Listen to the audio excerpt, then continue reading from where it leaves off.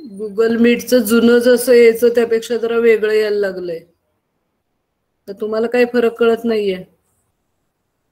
बोला ना बाळांनो, तुमच्याशी बोलतेय मी. साक्षी, विद्या, तर तुम्हाला बघताना काही फरक वाटणार नाहीये? हो मॅम, आहे अपडेटेड व्हर्जन, थोडं वेगळं वेगळं आहे ना. हा, मला तर काल लेक्चर घेताना पटकन सुधरत नव्हतं कुठनं काय हे करायचं. आता जरा कालचं एक घेतलंय ह्याचं लेक्चर, त्यामुळे कळतंय. बरं, तर मी स्लाइड शेअर करते. आपण DNA रेप्लिकेशन शिकतोय. आपण लास्ट लेक्चर मध्ये सगळे इम्पॉर्टंट फीचर बघून झालेत आणि ह्याच्यामध्ये आपण 3 स्टेप मध्ये DNA रेप्लिकेशन होतं. इनिशिएशन, इलॉंगेशन आणि टर्मिनेशन. त्यातलं पहिलं initiation of DNA replication actually सांगून झालेलं आहे. मी तुम्हाला शेवटच्या लाईन करून सांगते. The oriC region of chromosome of E coli consist of 245 base pair. आणि हा ओरिक रिजन हा DNA मधला सर्वात महत्वाचा रिजन आहे. तो कंट्रोल करतो DNA रेप्लिकेशन कसं, म्हणजे कुठल्या वेळेला होणार आहे, कधी DNA रेप्लिकेशनची गरज आहे, हे सांगणारा हा रिजन आहे. हा अत्यंत महत्वाचा आहे.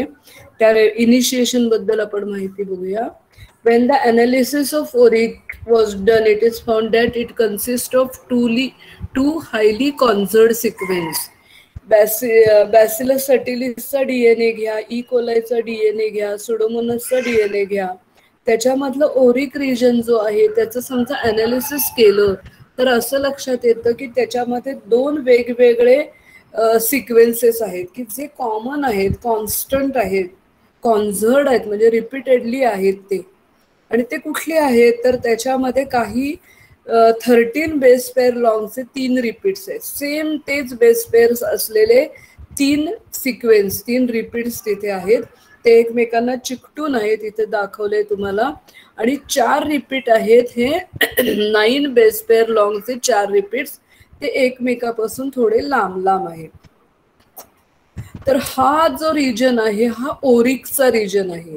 आणि तो ओरिकचा रिजन इनिशिएशन मध्ये फार महत्वाचा रोल करतो. कसा करतो आपण बघूया.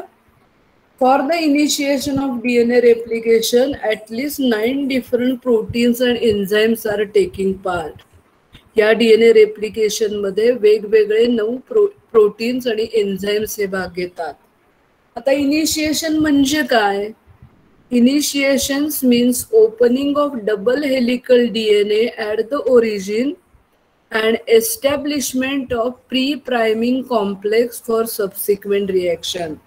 मग आता हा जो DNA आहे डबल स्ट्रँडेड सर्क्युलर DNA आहे, हेलिकल DNA आहे. त्या हेलिकल DNA मध्ये ओरिजिनची जी जागा आहे, ओरिकची जी रिजन आहे, तिथले ते हायड्रोजन बॉन्ड तोडले पाहिजेत आणि ते तोडून तिथे ओपन एक रिजन तयार व्हायला पाहिजे. आणि तो रिजन ओपन झाला, तिथला डबल हेलिकल आहे त्याचं ओपनिंग जर झालं, तो एकमेकातले हायड्रोजन बॉन्ड तोडून तो असं तयार झाला, तर तिथे प्री प्रायमिंग कॉम्प्लेक्स म्हणजे DNA रेप्लिकेशनसाठी लागणारा जे काही एन्झाईम्स आहेत, प्रोटीन्स आहेत, ते तिथे जाऊन सेटल झाले की इनिशिएशन झालं असं म्हणायचं.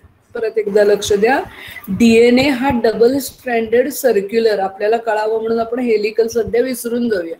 डबल स्ट्रँडेड सर्क्युलर DNA आहे. आता मी तुम्हाला आता मग 2-3 लेक्चर मध्ये सांगितलं, दोन्ही स्ट्रँडचं रेप्लिकेशन एका वेळेला होणार आहे. दोन्हीचंही 5 प्राइम टू 3 प्राइम होणार आहे. पण हे दोन्हीचं रेप्लिकेशन होताना त्यांना सिंगल स्ट्रँडेड DNA हा टेम्पलेटची गरज आहे. मग हा सिंगल स्ट्रँडेड DNA टेम्पलेट होण्यासाठी हे जे डबल 2 स्ट्रँड आहेत त्याच्यामधले जे हायड्रोजन बॉन्ड्स आहेत ते तुटले पाहिजेत.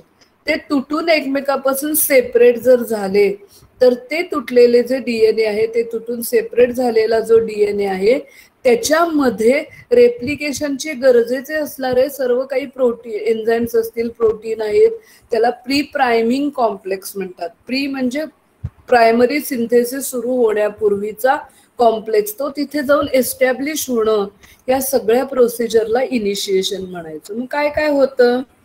DNA A protein plays a crucial role at the beginning of the initiation complex. DNA ए पाहिजे बरं का अजून लिहिलेलं हे बघा, हे प्रूफ रिडिंग मध्ये लक्षात येईल तुम्हाला. डीएनए हा जो इथं खाली दाखवलाय असा पाहिजे.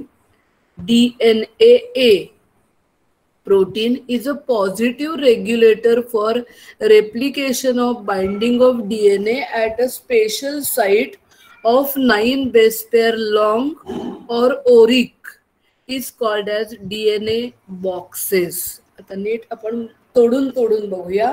या सगळ्या प्रकारामध्ये डीएनए ए प्रोटीन जो आहे तो अत्यंत महत्वाचं काम करतो. पॉझिटिव्ह रेग्युलेटर आहे, म्हणजे तो स्टिम्युलस देतोय, इनिशिएशन होण्याला तो प्रदीप्त करतोय, तो त्याला भाग पडतोय की आता इनिशिएशन व्हायची वेळ आलेली आहे. तर तो काय करतो, there is a binding of DNA A protein at the special site of 9 base pair long जो रिजन जो आहे, ओरिकचा जो रिजन आहे, तिथे ह्या डीएनए ए प्रोटीन हे त्याच्या भोवती, म्हणजे आता डीएनए पुढचं वाक्य वाचूया आणि थोडं समजावून सांगते.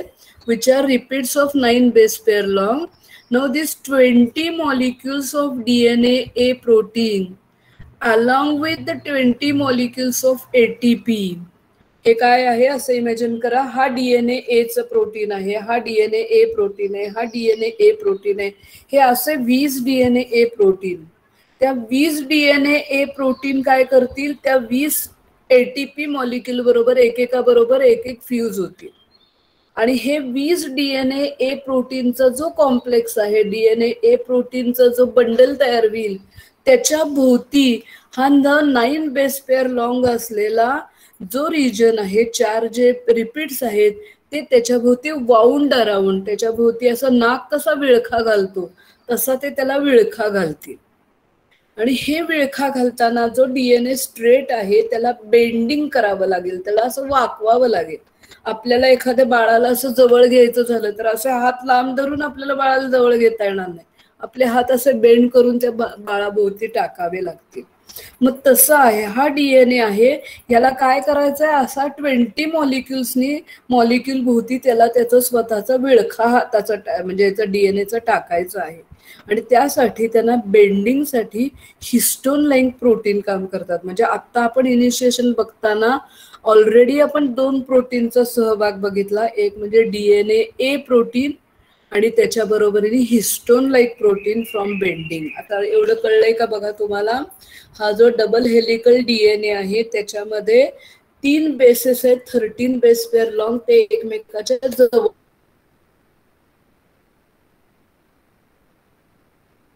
आहेत. आणि 4 बेसेस आहेत, 4 सिक्वेन्स पेअर लॉंगचे एकापासून लांब आहे. आता हा जो जिथे हा जो एरिया इमॅजिन करा, याच्यामध्ये सगळे 4 रिपीट्स आहे 9 बेस पेअर लॉंग. हा काय करेल, स्वतःचा विळखा घालेल पुढाभोवती 20 डीएनए ए आणि एटीपी मॉलिक्यूलच्या कॉम्प्लेक्सला तो विळखा घालेल. आणि तो विळखा घालताना हिस्टोन लाईक प्रोटीन त्यांना मदत करते.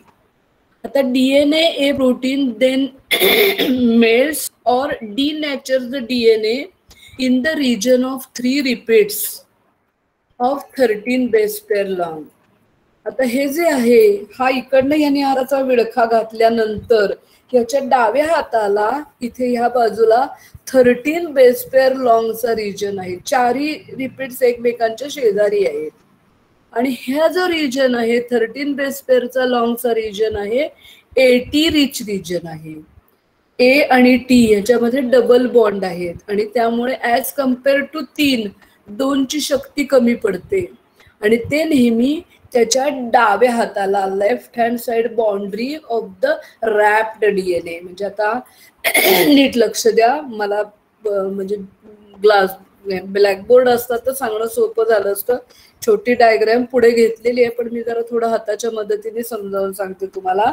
हे 9 रिपीट्स आहेत, सॉरी 9 बेस पेअरचे 4 रिपीट्स आहेत. या 9 बेस पेअरचे 4 रिपीट काय करतात, इथे आतल्या बाजूला डीएनएचे 20 मॉलिक्यूल विथ 20 एटीपी प्रत्येकासाठी 1 असे मिळून हा त्याला असा विळखा घालतो. आता हा विळखा घातला की त्याच्या डाव्या हाताला इथे जो रिजन आहे, माझ्या दंडाच्या जवळचा जो रिजन आहे तो आहे 3 repeats of 13 base pair long. 3 repeats of 13 base pair long region कसं आहे, एटी रिच आहे, वीकर आहे. जीसीचे त्याच्यात फार कमी आहेत, ए आणि टी नी जास्त आहेत. त्याच्यामध्ये डबल म्हणजे हायड्रोजन बॉन्ड हे 2-2 आहेत, डबल बॉन्ड आहे आणि ते वीकर आहेत as compared to triple bond. आणि ते त्या एरियातला असा हा विळखा घातला की ह्या 13 बेस पेअर लॉंग मधला डीएनए अनबाउंड होतो, त्याच्यामधला हायड्रोजन बॉन्ड तोडावे लागतात. आता कुठलाही बॉन्ड तोडायचा झाला तर एनर्जी लागणार आणि ती एनर्जी त्यांनी बरोबर आणलेल्या एटीपी मॉलिक्युलचं हायड्रोलिसिस केलं जातं आणि मग त्या दोन्ही बॉन्ड एकमेकापासून, दोन्ही स्ट्रँड एकमेकापासून सेपरेट करून हायड्रोजन बॉन्ड तोडून तिथे आता रेप्लिकेशन फोर्क तयार झाला. हा पॉइंट सर्वांना कळला का बघा. परत एकदा लक्ष द्या. हा अख्खा डीएनए जर तुम्ही आहे असं इमॅजिन केला तर हा जो रिजन आहे ह्याच्यामध्ये 4 रिपीट्स आहेत थोड्या थोड्या अंतरावर 9 बेस पेअरचे लॉंग आणि इथे माझ्या दंडाजवळ एकमेकांना चिकटून 3 रिपीट्स आहेत 13 बेस पेअर लॉंगचे, की जे 13 बेस पेअर लॉंग कसे आहेत, एटी रिच रिजन आहेत, वीकर रिजन. पहिल्या सुरुवातीला हा रिजन काय करतो, इथे 20 DNA A protein along with 20 ATP त्यांचा एक असं बंडल तिथे तयार होतं, त्याला हा हाताचा असा विळखा घालतो. हा विळखा त्यांनी घातला. हा विळखा घालायला हिस्टोन लाईक प्रोटीन काम करतात आणि त्याच्या डाव्या हाताला हा जो विळखा बसला असेल त्याच्या डाव्या हाताला असणार आहे दुसरा रिजन 3 रिपीट्स आहेत 13 बेस पेअर लॉंगचे, की जे 80 रिच आहेत. त्याच्यामधले हायड्रोजन बॉन्ड तोडून टाकले जातात आणि ते हायड्रोजन बॉन्ड तोडण्यासाठी एटीपी एनर्जी लागते. ती एनर्जी ही त्या डीएनए ए प्रोटीननी बरोबर आणलेले जे 20 एटीपी मॉलिक्युल आहेत ते वापरले जातात आणि मग ते बॉन्ड ब्रेक केले जातात. आता काय झालंय, हा एक असा त्याच्या भोवती विळखा बसलेला रिजन आहे आणि ह्या भागातला डीएनए एकमेकापासून हायड्रोजन बॉन्ड तोडून तो हे झालेला आहे. This DNA A ORIC complex then acted upon DNA B की ज्याला हेलिकेज म्हणतात, अनवाइंडिंग एन्झाइम म्हणतात, and it takes the DNA C protein. आता काय करायचंय आपल्याला, डीएनए बी प्रोटीन तिथं त्या जिथे तो पोकळी निर्माण झालेली आहे त्या पोकळीमध्ये दोन्ही स्ट्रँडला डीएनए बी म्हणजे ज्याला हेलिकेज, जे हेलिकल स्ट्रक्चर डिस्टर्ब करण्याचं, अनवाइंडिंग करण्याचं, पुढे पुढे जाईल तसं हायड्रोजन बॉन्ड तोडण्याचं काम हा डीएनए बी करणार आहे. आता हा डीएनए बी आहे हा जरा थोडा लाजरा बुजरा आहे, तो येऊन इथं पटकन येत नाही. तुम्हाला कसं शाळेत लहानपणी जायचं असेल तर रडून आपण अखंड तांडव करतो आणि आई नेऊन आपल्याला त्या शाळेत नेऊन वर्गात बसवते, आई असेल वडील असेल कुणी असेल. तर तसा डीएनए सी प्रोटीन काय करतात, त्या डीएनए बी ला धक्का देतात आणि जागेवर नेऊन बसवतात आणि स्वतः निघून जातात. They are called as the loading factor. त्यांना फक्त डीएनए बी प्रॉपर रिजनला लोड करायचं काम आहे and which subsequently released in the reaction. And during this reaction 2 ring shaped hexamer of DNA B binds to each strand of DNA. तसं imagine करा की हे 2 माझे हात तुम्हाला आहे दिसत आहेत, त्याच्यामध्ये हा डीएनएचा एक स्ट्रँड आहे आणि हा डीएनएचा एक स्ट्रँड आहे. त्याच्यामध्ये डीएनए बी हे 6 पाकळ्यांचं फुलासारखं स्ट्रक्चर तयार करतो आणि ते 6 पाकळ्यांचं फुलासारखं स्ट्रक्चर एका बाजूला इथे आणि एका बाजूला इथे, हे दोघं जण म्हणजे 6 डीएनए बी चे protein along with DNA C. पण डीएनए सी तर फक्त रस्त्याला तिथे लावून उभं केलं की ते निघून जातात, ते सबसिक्वेंट रिलीज होतात आणि हा डीएनए बी हा दोन्ही ठिकाणी तिथे लागतो आणि ह्या ठिकाणी फुलासारखं 6 पाकळ्यांचं फूल तयार होतं डीएनए बीचं. Binds to each strand of DNA shown in diagram. बघूया आपण, मी वाटल्यास डायग्रॅम दाखवते आणि परत एकदा आपण मागचं वाचूया म्हणजे कळेल. DNA B acts as a helicase. हा हेलिकेजचं काम करतो, रिस्पॉन्सिबल फॉर अनबाइंडिंग डीएनए.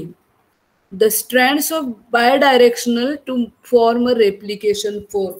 ज्या दोन्ही डायरेक्शननी फोर्क जाणार आहे त्या दोन्ही डायरेक्शन मध्ये तो अनबाइंडिंगचं काम करतो. त्यांच्यामधले हायड्रोजन बॉन्ड तोडून रस्ता असा, एखादे महाराज आले सोडा सोडा रस्ता सोडा असं आहे, तर डीएनए बी ला पुढे सरकायचं आहे तर ते हायड्रोजन बॉन्ड तोडून अनवाइंडिंग डीएनए करून त्या डीएनए पॉलला पुढे जायला रिकामं करायचं काम, अनवाइंडिंगचं काम हा डीएनए बी करणार आहे, हेलिकेज एन्झाईम हे करणार आहे. आता असे इमॅजिन करा की हे दोन स्ट्रँड एकमेकापासून सेपरेट असे फोर्क झालेला आहे.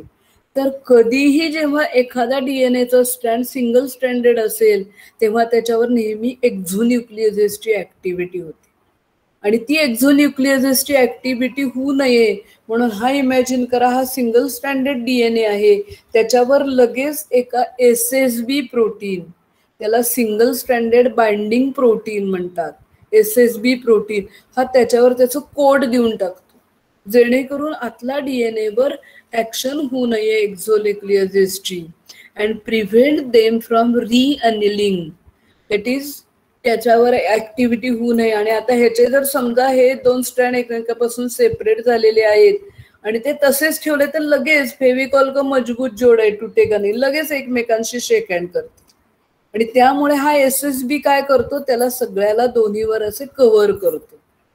आणि in this way open region of DNA complex that is replisome can be assembled. तर ओपन झालेल्या रिजन मध्ये आता रेप्लिझोम म्हणजे डीएनए पॉल 3 इतर डीएनए जी वगैरे असे प्रोटीन्स तिथे येऊन असेंबल होऊ शकतात.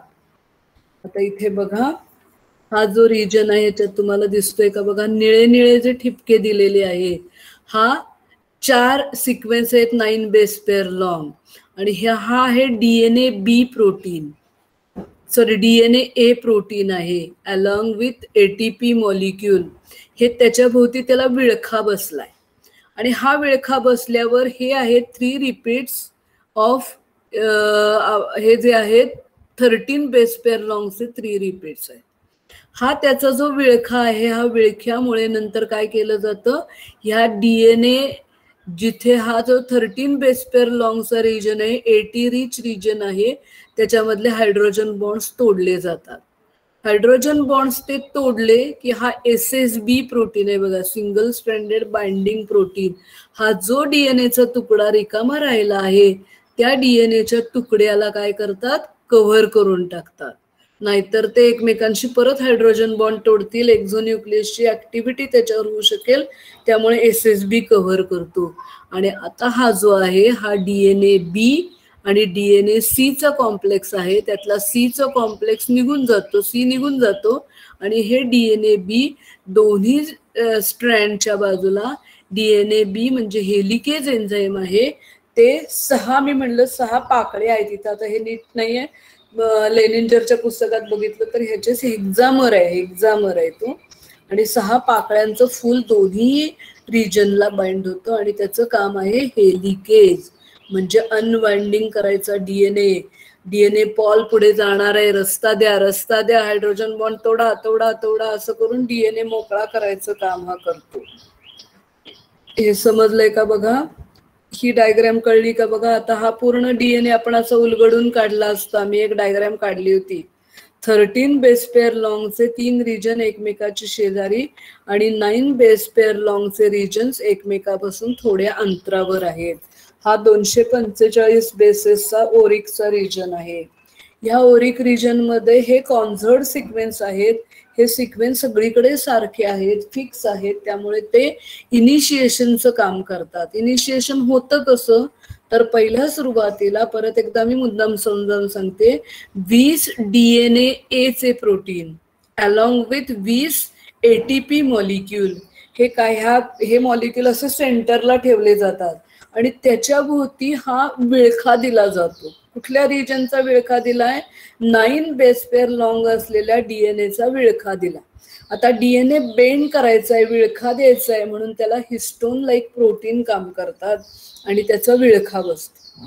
हा विळखा बसल्यानंतर पुढे काय होतं, त्याच्या डाव्या हाताला असलेला 80 रिच रिजन आहे, 13 बेस पेअर लॉंगचे एकमेकाच्या शेजारी असलेला 80 रिच रिजन आहे, त्याचं अनबाइंडिंग होतं, डिनॅचर होतो, त्यातला ए आणि टी मधला हायड्रोजन बॉन्ड तोडून टाकले जातात आणि इथे असा फोर्क तयार होतो. वन्स द फोर्क तयार झाला की मग तो सिंगल स्ट्रँडेड डीएनए जो आहे त्याच्यामध्ये परत दोस्ती होऊ नये, त्याच्यामध्ये परत हायड्रोजन बॉन्ड तयार होऊ नये म्हणून SSB नावाचे प्रोटीन, हिरव्या कलरचे प्रोटीन जे आहे ते अनेक मॉलिक्यूल, ते त्या सिंगल, नावच त्याचं आहे single stranded binding protein, SSB protein, ते SSB प्रोटीन त्याला कव्हर करून टाकतात.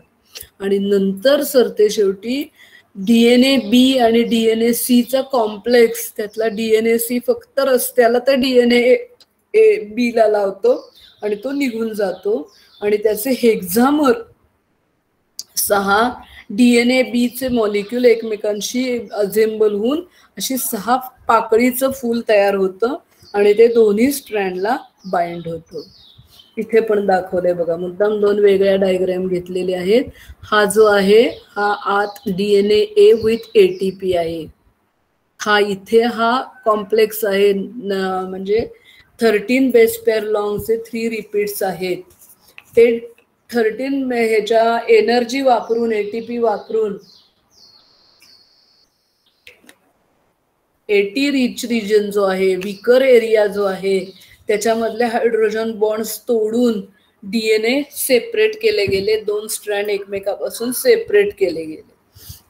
आता हे 2 स्ट्रँड सेपरेट झाल्यावर हा DNA B आहे, 6 हेक्झामर आहे तो, त्याला विथ DNA C हे तिथे ऍड होतात. DNA C निघून जातो आहे बघा, दाखवलं इथं DNA C च निघून जातो आणि ह्याच्या लेफ्ट हँड साइडला तो दोन्ही स्ट्रँडला बघा इथे दोन्ही बाजूला तो बाइंड झाला.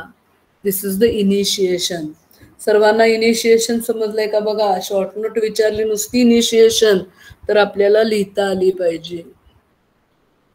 In unbinding and further fork movement, fork rotates rapidly as 75 to 100 resolution per second. आता हा जो DNA आहे हा डबल स्ट्रँडेड आहे, हेलिकल आहे आणि ह्याचं पुढे अनबाइंडिंग, हा फोर्क पुढे पुढे पुढे सरकायचं आहे. प्रत्येक वेळेला त्याच्यामधले हायड्रोजन बॉन्ड्स तोडत तोडत हा DNA पुढे पुढे जाणार आहे. पण DNA स्वतः कसा आहे, एकमेकांच्यात गुंतलेला आहे. आता तुम्ही बघितलंय की नाही मला माहित नाही, पूर्वी घरामध्ये लँडलाईनचे फोन असायचे आणि ह्या लँडलाईन फोनला रिसिव्हर जो आहे, जो आपण कानाला लावून फोन, आता पिक्चर मध्ये बघायला मिळेल बघा, तो असा रिसिव्हर, फोनची रिंग वाजली की आपण कुठे असू तिथनं धावत तिथे यायचं आणि तो रिसिव्हर उचलायचा आणि कानाला लावायचा.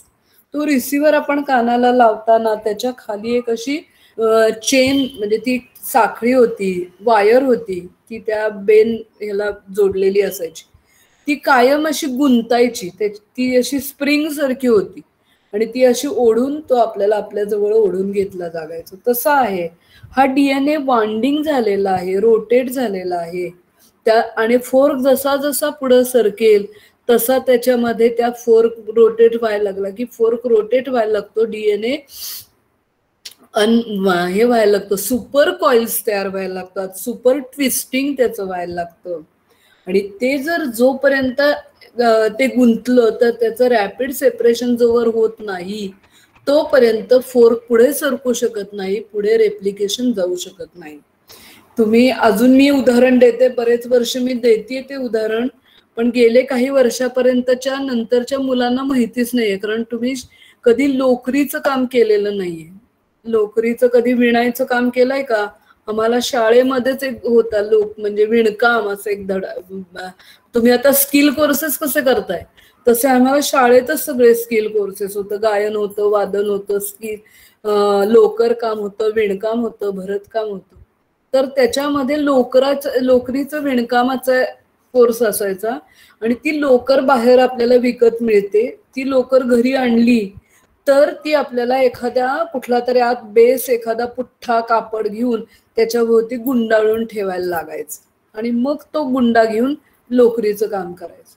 आता ती ओरिजिनल आणलेली लोकर अशी सुतळी कशी मिळते तशी मोठं त्याचं वेटोळं असतं आणि ते वेटोळं घरी घेऊन यायचं आणि आपण ती व्यवस्थित रॅप करून त्याचा असा बॉल बनवला जातो. तुम्ही नेटवर वगैरे टाकून बघा. तर तो जो बॉल बनवण्याची प्रोसेस आहे, असा जो सुतळीसारखा गुंता आहे, त्याच्यातून तो व्यवस्थित तो असा रॅप करून बॉल बनवायचा आहे. ह्या वेळेला मॅक्झिमम वेळेला तुम्ही तो गुंडाळत असताना ती लोकर इतकी गुंतते की आपल्याला ती लोकर परत सोडवणं शक्य होत नाही. ती गुंतलेली लोकर आपल्याला परत सोडवणं शक्य होत नाही.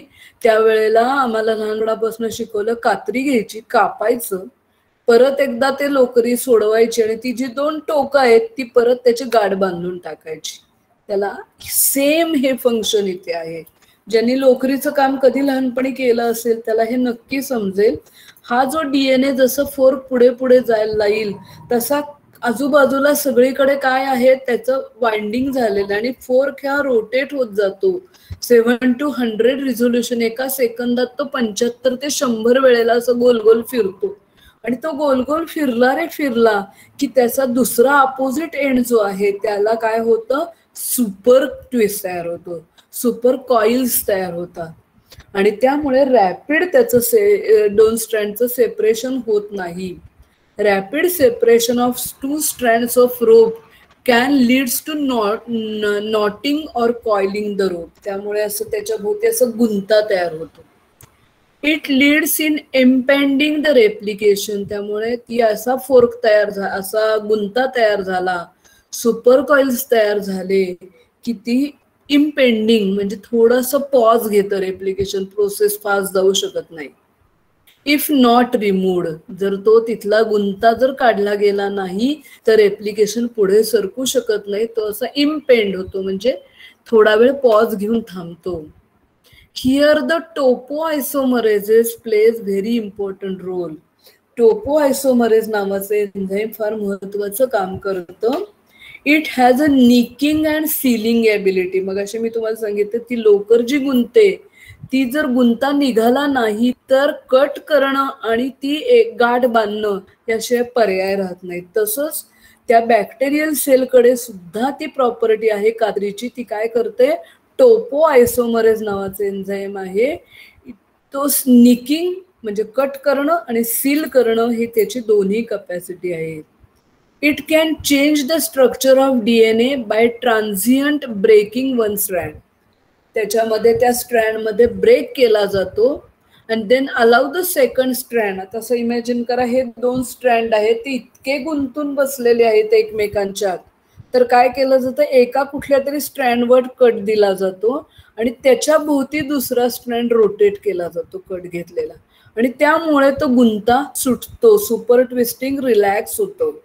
तो जो टोपोलॉजिकल स्ट्रेस क्रिएट झालेला आहे it get released under by the super twisting. Super ट्विस्टिंगमुळे त्याच्यावर आलेला ताण हा कमी होतो. And the same enzyme then seals or gap the cut. ते एन्झाईम स्वतः ती गॅप फिल करायचं काम करतं. The enzyme was previously known as a super helix relaxing protein. जुनी लेनिंजरची पुस्तक जर तुम्ही बघितलं तर त्या टोपोआयसोमरेजला नाव आहे सुपर हेलिक्स रिलॅक्सिंग प्रोटीन. नावच अर्थपूर्ण होतं, सुपर हेलिक्स.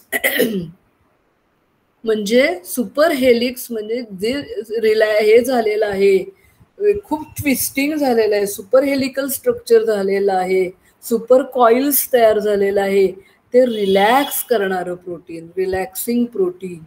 तो कट करणार, तो गुंता सोडवणार आणि सील करणार परत. There are 2 types of topoisomerases, topoisomerase 1 and the topoisomerase 2, and it can be shown in the diagram. हे अशा 2 पद्धतीने टोपोआयसोमरेज आहे. एक काय करतो, फक्त एका स्ट्रँडवर कट घेतो आणि दुसरा स्ट्रँड फिरवून सीलिंग करून टाकलं की ही गुंता जो झालेला आहे, हा गुंतलेला डीएनए आहे, हा रिलॅक्स केला जातो. आणि इथं काय केलं जातं, दोन्ही स्ट्रँडवर कट घेतला जातो आणि मग ते एकमेकांशी सील केले जातात. टोपोआयसोमरेज फर्स्ट आणि topoisomerase second. Group of enzyme which control the super coiling of DNA, thereby maintaining the proper topological state or superhelical tension. There are 2 classes of topoisomerase, topoisomerase 1 and topoisomerase 2. त्यातला topoisomerase nicking closing enzyme they are monomeric आहे आणि तो दोन्हीकडे असतो, both positive आणि प्रोकॅरियोट युकॅरियोट मध्ये. आणि त्याची प्रॉपर्टी टाईप 1 ची आहे, तो एका स्ट्रँडवर कट घेतो आणि हा टाईप 2 आहे, हा दोन्ही स्ट्रँडवर कट घेतो. त्याच पद्धतीचं इथे एक चित्र नेटवर मिळालेलं आहे मला. हे बघा कसा गुंतलाय. हा जर फोर्क पुढे सरकायचा झाला तर इथे सुपर ट्विस्टिंग झालेला आहे. ही तुम्हाला मी मगाशी टेलिफोनची तार हे सांगितली वायर असं आहे आणि इतकं गुंतते की पुढे जाणं शक्य नाही. त्यावेळेला हे ट्विन सुपर कॉइलिंग डोमेन आहे, हे ट्रान्सक्रिप्शन मधलं आहे, त्याच्याशी आपल्याला घेण्याला नको. रेप्लिकेशन आहे, इथं फोर्क रोटेशन होत नाही आणि कधी कधी फोर्क रोटेशन होतं. असे 2 प्रकारचे आहेत फोर्क रोटेशन होणार. आणि हे सुपर ट्विस्टिंग झालेलं आहे. ते करण्यासाठी घालवण्यासाठी निकिंग आणि सीलिंग, कट करायचा, गुंता सोडवून घ्यायचा आणि बांधून टाकायचा परत, हे टोपो आयसोमरेजचं काम आहे. हे परत दोन्ही एन्झाईम, ही काही इतकं डिटेल तुम्हाला आता टीवायच्या लेवलला काही गरज नाही, पण तुमच्याजवळ माहिती असावी, तुमच्या नोट्स तुम्हाला मिळतील म्हणून मी ते घेतलेलं आहे. इथपर्यंत सर्वांना कळलं का बघा. इनिशिएशन स्टेप जी आहे, इनिशिएशन म्हणजे काय, separation of 2 strands of DNA and establishment of that जे आहे, एस्टॅब्लिशमेंट तिथे जो आहे तो फोर्क जो आहे तयार झालेला तो एस्टॅब्लिश करायचा आणि त्याच्यामध्ये त्याला लागणारे एन्झाईम DNA रेप्लिकेशनची ही त्याच्यात सोडायची, हे काम केलं जातं. इनिशिएशन करण्यासाठी 245 बेस पेअर लॉंग असलेला रिजन आहे, त्यातले 2 बेस सिक्वेन्स कॉन्झर्ड आहेत. एक आहे 9 बेस पेअरचा, 4 रिपीट्स आहेत, ते एकमेकापासून लांब आहे. आणि 13 बेस पेअरचा लॉंगचा एकमेकांच्या जवळ असलेले 3 रिपीट्स आहेत. आणि हे काम करत असताना पहिल्यांदा DNA A with 20 molecules along with the 20 ATP त्यांचा एक बंच तयार होतो आणि त्याच्या भोवती DNAचा विळखा बसतो. हे परत आपण छोटीशी डायग्राम बघितली की तुम्हाला समजेल. हा बघा, हा 20 DNAचा DNA A मॉलिक्युल आहेत. हे 20 DNA अलॉंग विथ ATP त्याच्याभोवती हा ऍक्च्युअली हा DNA ने इथं असा विळखा घातलाय. आणि त्याच्या डाव्या हाताला हा रिजन जो आहे हा 13 बेस पेअर लॉंगचा रिजन आहे की जो 13 बेस पेअरचे 3 रिपीट्स आहेत, 80 रिच रिजन आहे. आणि इथे ह्या DNA नी आणलेल्या ATPच्या मदतीने ATP हायड्रोलाइज करून या 80 रिच रिजन मधले हायड्रोजन बॉन्ड्स तोडून टाकले जातात. इतकं झालं की मग काय होतं, DNA B आणि DNA C या दोघांचा मिळून कॉम्प्लेक्स तयार होतो.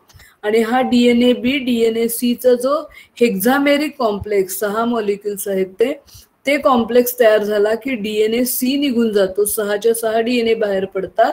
आणि हा 6 जे DNA B आहेत ते दोन्ही स्ट्रँडवर एखादं 6 पाकळ्यांचं फूल असावं तसे ते त्याच्या भोवती हे होतात आणि फोर्क तयार होतो. आता हा हे जे आहे DNA B याचं नाव आहे हेलिकेज. त्याला काय करायचंय, तो फोर्क बरोबर पुढे पुढे पुढे पुढे सरकत जाणार आहे. तो फोर्क बरोबर पुढे पुढे जाईल ज्या वेळेला, त्यावेळेला हा DNA जो आहे हा पुढे पुढे गुंतत जाणार आहे. इथे बघा तुम्ही, हा नॉर्मल त्याचा हेलिकल पॅटर्न आहे. पण इथला एरिया तुम्ही बघितलात तर हा आहे हे सुपर हेलिक्स तयार झालेला आहे, सुपर ट्विस्टिंग झालंय त्यांचं. आणि मग हा फोर्क पुढे सरकू शकत नाही. आणि तो फोर्क पुढे जाण्यासाठी आपण बघितलंय त्यांच्याकडे टोपो आयसोमरेज नावाचं एन्झाईम असतं की ते काय करतं, निक करतं आणि सील करतं, कट करतं आणि सील करतं. मी तुम्हाला उदाहरण दिलं होतं की लोकर जर तुम्ही घेतली, कधी जर कोणी केलेलं बघितलं असेल तर ते लोकर बाहेर मिळताना सुतळीचा जसा गुंडा असतो तसा लोकरीचं असं मोठं बेटोळं देतात आणि आपण घरी आल्यावर त्याचं असं व्यवस्थित बांधून ठेवावं लागतं. ते करत असताना खूप वेळेला ती इतकी गुंते की आपल्याला तो गुंता सोडवता येत नाही. त्यावेळेला कात्रीने सरळ ती 2 टोकं कापायची आणि मग त्या एकमेकांना बांधून टाकायची. निकिंग आणि सीलिंग ते काम इथं टोपो आयसोमरेज करतं आणि हे तुम्हाला मी सांगितलंय. Now the next point is the elongation. This phase includes two distinct but not झाले बट पाहिजे बट रिलेटेड ऑपरेशन्स. इलॉंगेशन ह्या दोन गोष्टी एकमेकांच्या पेक्षा थोड्या म्हणजे एकसारख्या जरी असल्या तरी एकमेकांपासून डिस्टिंक्ट असलेल्या आहेत. एक आहे लॅगिंग स्ट्रँड सिंथेसिस आणि एक आहे लीडिंग स्ट्रँड सिंथेसिस. मी तुम्हाला ओकाझाकी फ्रॅगमेंटच्या वेळेला सांगितलं, ओकाझाकीने पहिल्या सुरुवातीला दाखवून दिलं की एक डीएनएचा स्ट्रँड हा फोर्क जसा धावेल तशा फोर्कला लीड करत करत करत पुढे जातो आणि त्यामुळे त्याचं रेप्लिकेशन कंटिन्युअसली होतं. हे रेप्लिकेशन करणारा जो कंटिन्युअसली फोर्कच्या डायरेक्शननी जाऊन रेप्लिकेशन ज्या स्ट्रँडचं होतं त्याला लीडिंग स्ट्रँड म्हणायचं. आणि दुसरा स्ट्रँड आहे त्याचं रेप्लिकेशन हे फोर्कच्या उलट्या दिशेला, फोर्क इकडं धावत असेल तर रेप्लिकेशन ह्या दिशेला. इट इज लॅगिंग बिहाइंड, ते मागे मागे राहतो. Lagging behind the replication fork. Replication fork इकडं, स्ट्रँड इकडं. तर हे रेप्लिकेशन दोन वेगळ्या दिशेने फोर्कच्या मुवमेंटच्या वेगळं आहे म्हणून त्याला लॅगिंग स्ट्रँड असं दिलंय. आणि त्या दोन्हीचं रेप्लिकेशन इलॉंगेशन हे मेकॅनिझम सेम आहे परंतु थोड्या काही फरक आहे.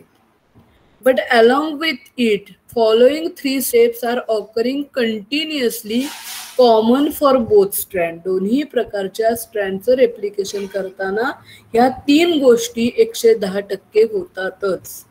त्यातला पहिला आहे unwinding of DNA with DNA B. मी मगाशी हेलिकेज दाखवलं, ते फुल पुढं पुढं सरकत जाईल आणि त्या डीएनए मध्ये काय होईल, अनवाइंडिंग, हायड्रोजन बॉन्ड तोडून तोडून तोडून तो रस्ता पुढं करायला देईल.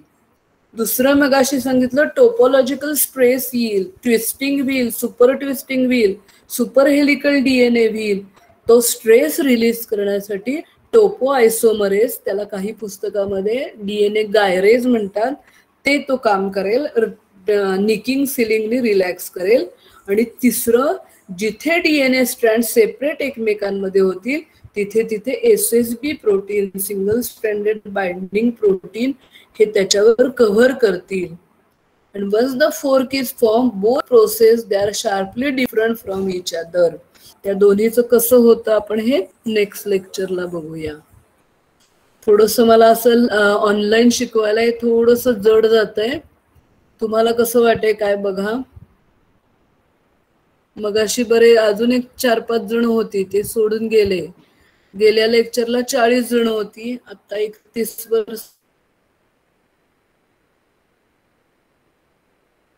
संख्या आहे. आता हे तुम्हाला कितीही घरी मी वाचलं तरी शकत नाही. तुमची प्रेझेंटी वाढायसाठी आम्हाला खूप सारे प्रयत्न करायला सांगतायत साहेब, पण इलाजच नाहीये.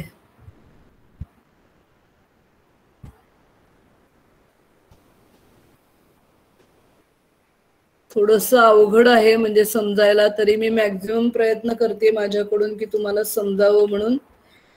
मी आता जे शिकवते ते समजतंय का ऋतुजा? ऋतुजा,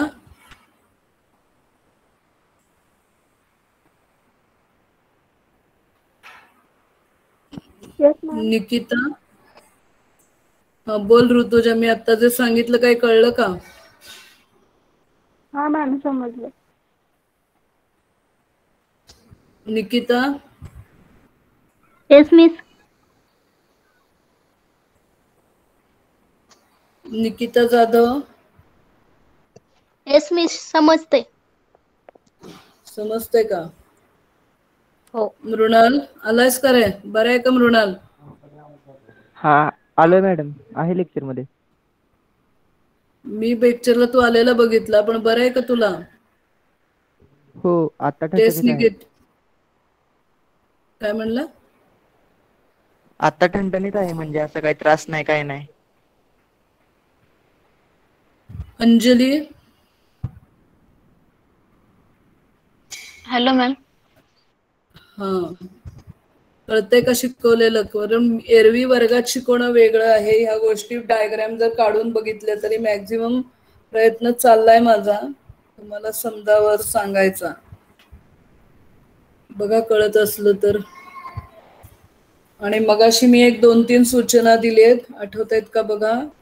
त्या दृष्टीने तुमच्या रिएक्शनची वाट बघते. मग आपण त्या त्यांना. आकाश आहे का रे?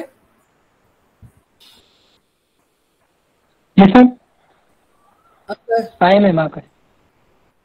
आहेस का रे? तुझा जो व्हिडिओ आहे ना तशा पद्धतीचे 1-2 अजून तुला, म्हणजे ते व्हायरसच्या रिलेटेड आहे, तुला अशा पद्धतीने जेनेटिक्स मधले काही कॉन्ज्युगेशन म्हणा किंवा असे जर असतील ट्रान्सफॉर्मेशन किंवा अजून काय करता येतील बघ, असे जरी करायला मिळाले. Replication ma'am. रेप्लिकेशन काय म्हणलंय?